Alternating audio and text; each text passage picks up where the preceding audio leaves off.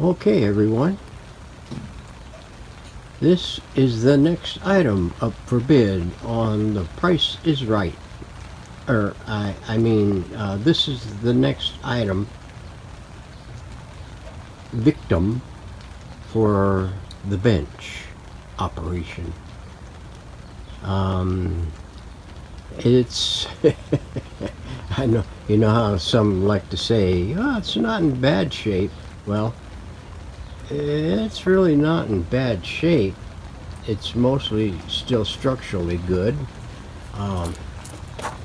This, however, when I seen it on eBay, was not like that, or this. It wasn't like this, and a lot of it kind of jiggled loose. Now I think well, as a matter of fact, item not as described, but I did manage to get a full refund on this one. This is the one that I mentioned some time ago, that a few videos ago when I got it when I finally unwrapped it. The seller made good on the deal. I kind of backed him into a corner. He offered me 50%, and I said no. This is not as described. You didn't pack it very well. After I told you I wanted it packed to protect it from further damage, and it barely fit in the box that it was sent in, and it had that thin bubble wrap that you would wrap I don't know, small trinkets in, knickknacks. Yeah, it wasn't very good. So this one here, all it cost me was shipping, which wasn't too bad, but it's messed up. The rest of these here feel like they're still intact, they're still connected up, but this one here is wonkified. This cross piece here has been broken in 2 spots. The framework is still intact. The knobs are tossed in the back of the thing here. This here is a Night radio. I think it's an Allied brand, I believe. I don't have the paperwork out. I don't have my teleprompter here. My Biden prompter. So I'm going to have to wing it. This one here is going to be a little bit more cumbersome to work because it has all these little pop-outs here that are difficult to work around, but I think these here are not going to give me too much trouble because well, this here I think is a laminated piece of plywood that has a veneer pasted on it, and this here is hardwood, and I believe this here is faux finished, so I shouldn't have to do anything with these if I can keep from it. Just have to keep from scratching them or gouging them. It does have a faux finish down here and one up here that I think I can eke by. There are no decaling on the front of this cabinet, so hallelujah. We won't have to stick our neck out for that. It will require a replacement thing if I can find one that works from Palmquist. We got a little rubbing on the faux back here. Let's see if I can, yeah, the picture looks pretty good. It has a loop antenna, although it's a little bent up and malformed. We'll have to get that all straightened out. It's missing its chassis mounted filter capacitor can, but I think I might have something that might work in here. as a decoy, so to speak. Now there's the knobs. There's one hiding way back over in there in the corner. An 8-inch speaker, if you can believe it. That is an 8-inch field coil speaker. Hopefully it's still viable and in full good operating condition. It does have an I-tube, 6U5. My other radio came in this morning. It's a model 6025 Silvertone, similar cabinet, more elaborate crap attached to it. It's going to be a little bit of a squeaker too to refinish that, and it also has an I-tube, a 6U5. I'm going to have to get on the ball and get me a couple of I-tubes, because I found these U5s, they get pretty weak, and you need to strike a match in order to see if they're lit. So the needle has survived, and the dial panel is surviving somewhat. It still looks in pretty good shape. So let me see. Yeah, correct effects. I believe I've done a radio that is similar to this. I could not download a schematic for it. At least not for a night radio or an allied radio.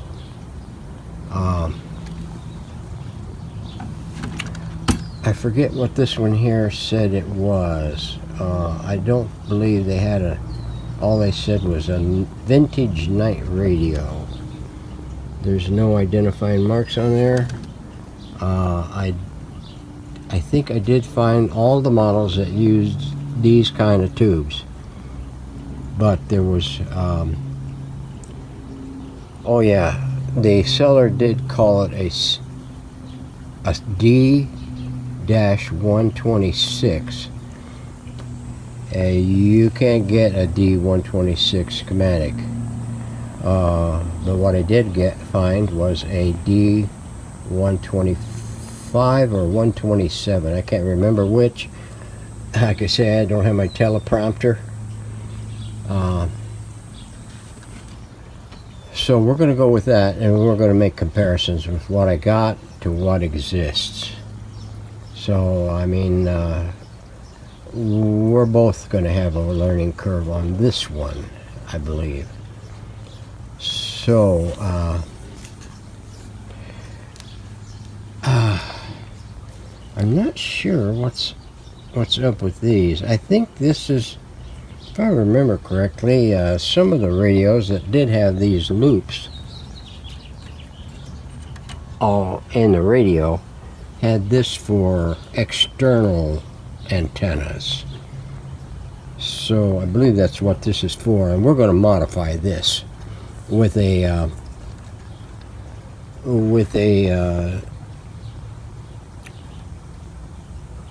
terminal block mounted on the back of the chassis, so that you can tie an antenna or gator clip an antenna onto it, instead of rednecking it.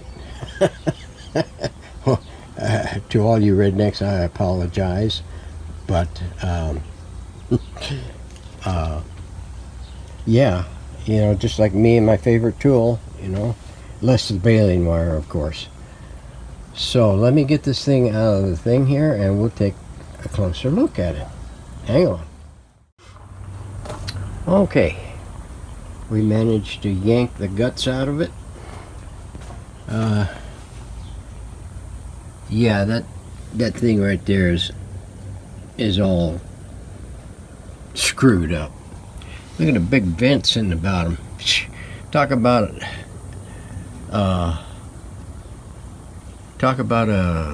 infiltration of migrants. Wow.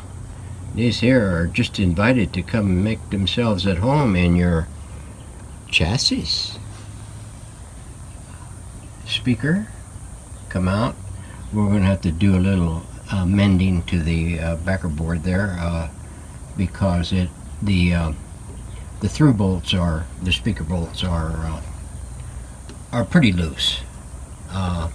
And I think we're going to have to take and do a little prying and tapping on this in order to get it out so we can get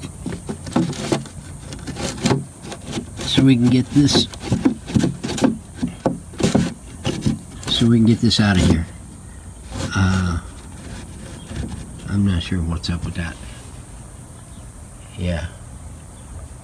So you can't slide it out of there. It would have been nice if you could slide it out, but that little wedgie block up there and that little wedgie block up there is like putting your dinghy in the dirt. Well, it's wet and sticky.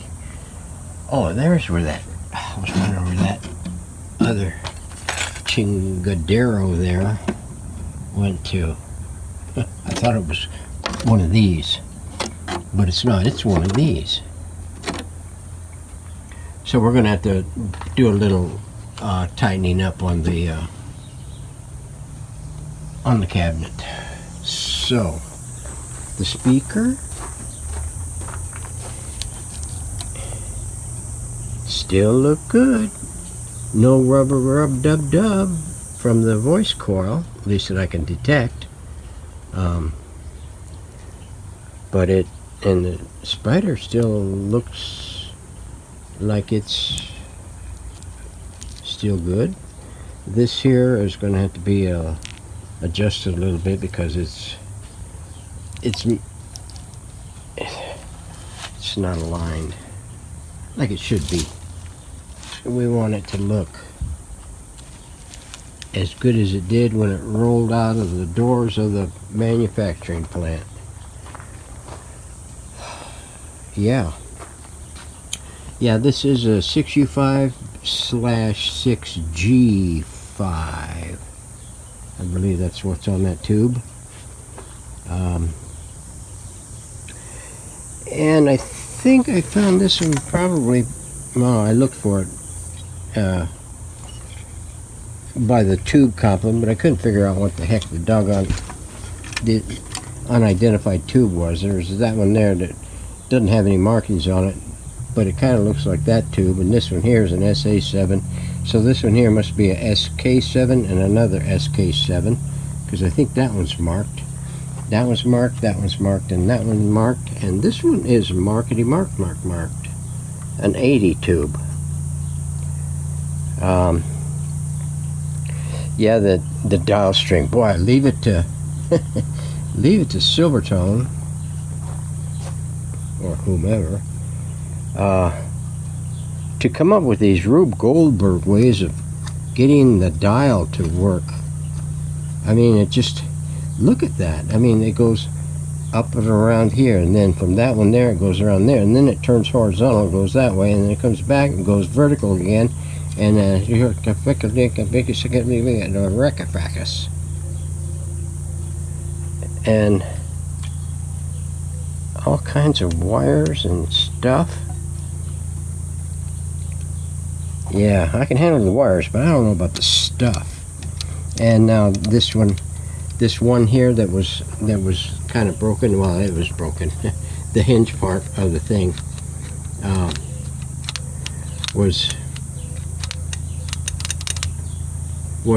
broken off.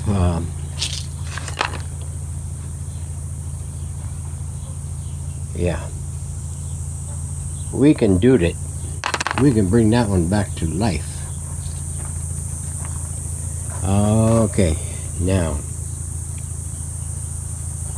I don't know about that dial. I can reproduce it, but it's starting to look pretty ass dingy. We'll see whether or not we can clean that as best we can without rubbing off all the film on it. We'll give it a shot though, but first I'm going to scan it. So now Here comes the moment we've all been waiting for. Wow! God, dude, look at that! Oh, look at that Great Dane there! Oh, Jesus!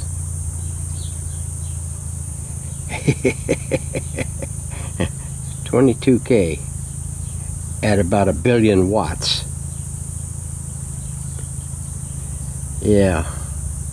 And there's some more of those cracky poos.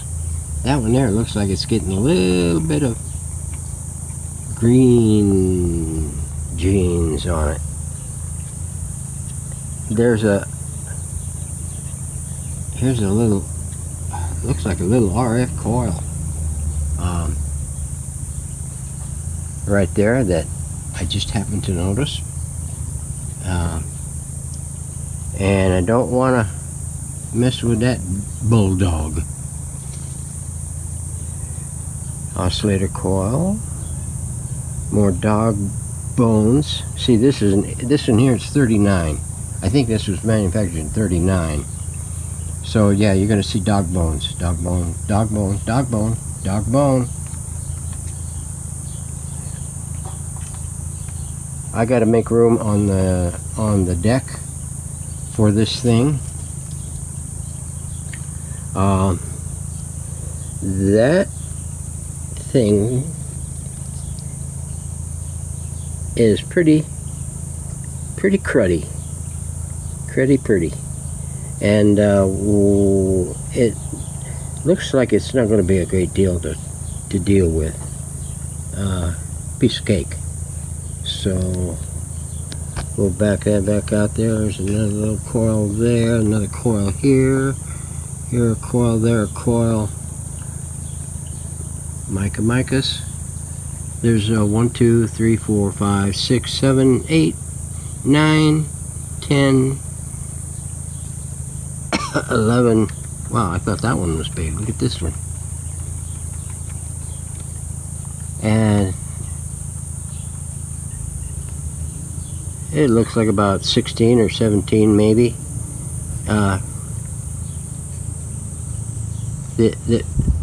These two here are replacements, and they are in there too, and they removed the top can. I don't know why they did that. Oh, there's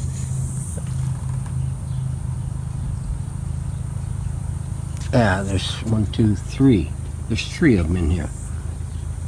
Now 2 may have been used together to make up one, and the other one is standalone, or it could be 3 different ones in here.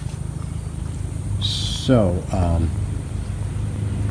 yeah, I'm gonna have to go in and make room on the bench so we can put this thing in there and get a preliminary checkout on it and review the homework given to me by someone, I forget who, wherever I managed to get it. So stay tuned, there's going to be more.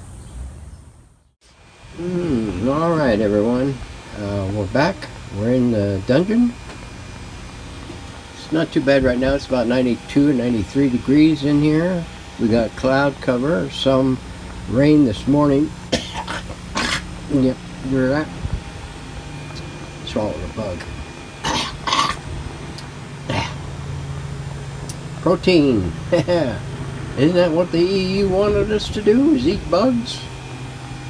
Okay, there's someplace back there. Davos. So, here's what I found out. Now, we checked the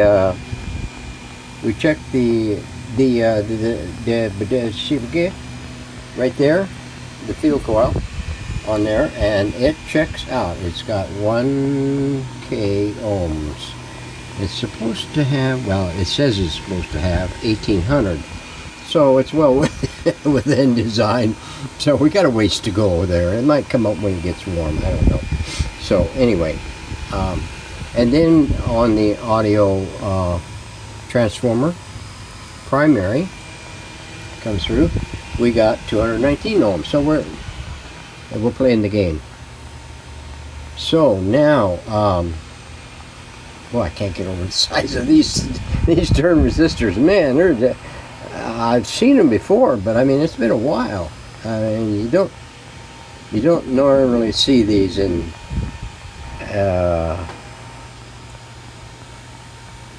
World War II radios or something like that, post World War II, even in the 40s and 41s.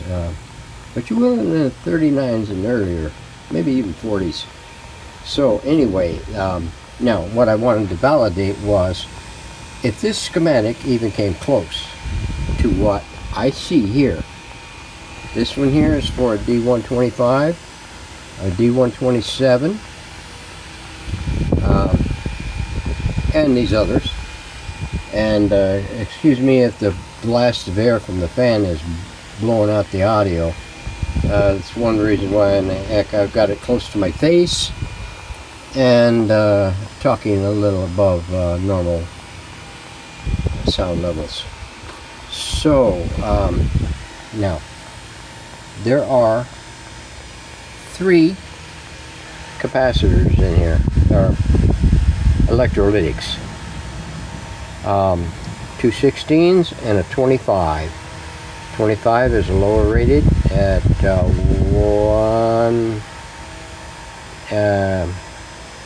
100 volts, maybe even 50 volts or something like that. It's not very much. These 2 are rated at, I don't know, I'm assuming 450. What's in here are 150 volt, and I think these are here are 450 volt.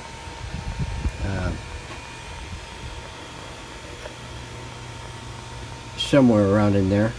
But these are at 10, both of these are 10s, and that's a 20. So these are both dated, I think, in 20, well, I don't know. It says cat number BR 2015. I don't know if that's a date code or what. But seemed to me that 2015 they have better looking cats than that. So it must not be a date code. But anyway, they look okay so far. We're going to test these in battle, because nothing else in here looks like it's stressing, but you never know. So the only thing I can find is replaced prior or after the fact were these 3 caps, and maybe that cap, and this power cord. It is polarized. We're going to get rid of it because that thing is for like a microwave oven or something. I mean, it's pretty stout, heavy duty. So we're going to put a normal one on there. Wow. I felt a tingle up my spine. Wow. I don't know if you heard it or not, but I certainly did, and it's coming right over the top of me. So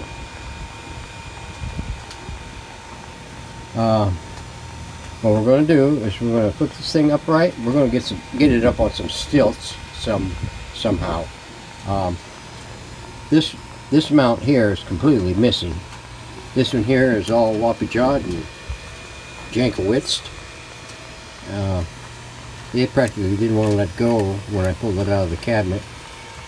And this one here is a little woppy-jawed also, and this one here is adequate. Let's put it that way. So what we're going to have to do is we're going to have to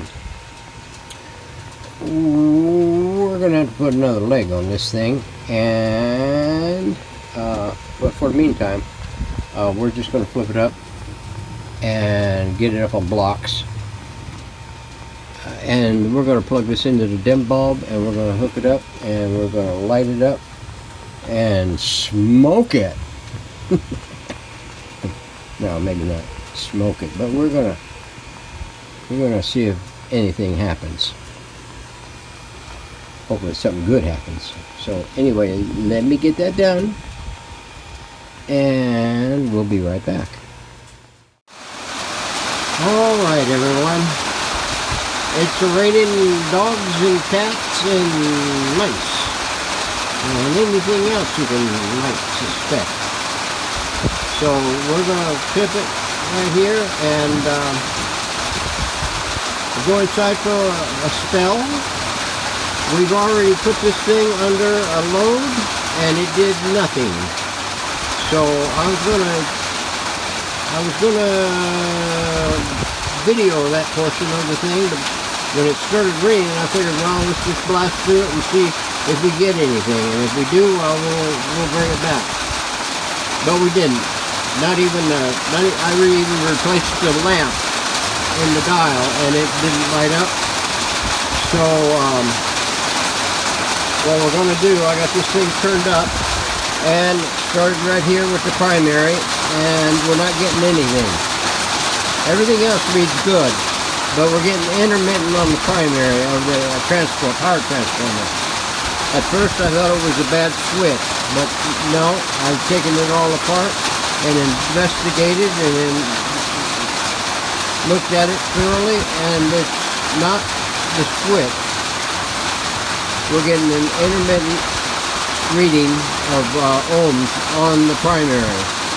So what we're probably going to have to do is we're going to have to extract the transformer and remove the shell and see if there's something that we can do in order to avoid replacing it.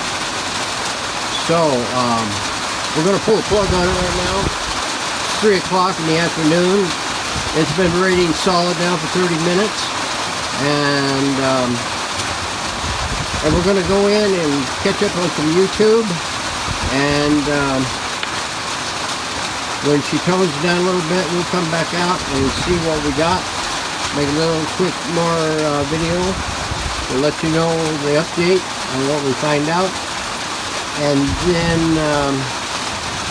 we'll go to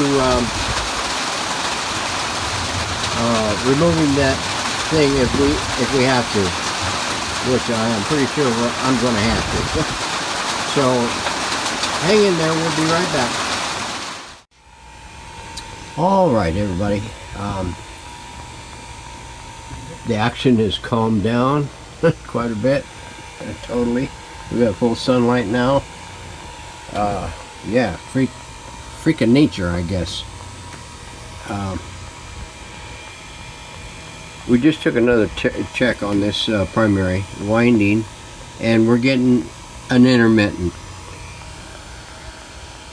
It's not anywhere out here that's exposed anywhere. I can jiggle one of these and get an intermittent reading on it. You know how it kind of jumps around, goes from different values, but it never gets down to what it would read if it was a good reading. So we're going to extract the transformer and open the clamshell on it and take a look. All the other windings check out. The 6-volt winding, the 8-volt, the 5-volt winding, and the high voltage winding. So they're all getting a reading, just not this from time to time. So we're going to do that. So hang on and let me get it done. We'll be right back. All right, people. Looks bad. It is smoke. It's more smoke than a salmon on a holiday barbecue. All this primary side and high voltage side, toast.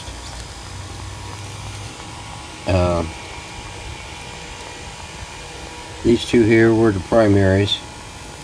They just come right out. These here are still connected. These here are still connected to their windings. because they will not come. These here just came right out. I mean, it just nothing left. So it looks like it was going on its way, and finally decided to, I'm going the rest of the way. So we'll have to locate one. So this looks about the same size as what was in the Westie, the H161. Yeah, look at that. It's toast. Yeah. So it's time to go shopping. Where's my credit card? Alrighty then. It's still Monday, the 1st of June, 2024. The day wasn't a total loss. Well, the day wasn't really a total loss. It wasn't too much of a loss. We managed to get this back in shape and get it ready for restuffing.